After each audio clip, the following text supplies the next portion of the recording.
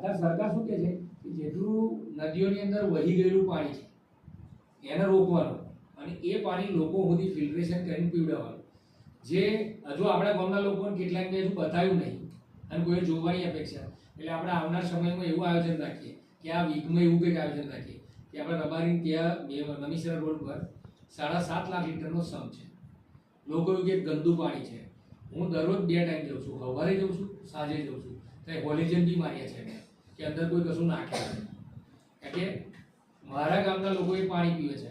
અંદર કંઈક વસ્તુ ખરાબ નાખી દે, સવારે બધાને કોઈ ઝાડા ઉલટી કશું થઈ જાય તો એના માટે જવાબદાર કોણ ગણાય?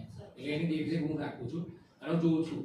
એટલે સરકાર અંદર શું કરે કે જે મહીસાગરનું પાણી છે, લહેરીપુરા મેન પ્રોજેક્ટ છે ત્યાંથી કરોડા આવે છે, કેનાલ પરથી આપણે ત્યાં આવે છે, ત્યાંથી પાછા આપણે મોટરથી આપણે એમાં નાખીએ છીએ અને આપણે લોકો સુધી પહોંચાડીએ છીએ.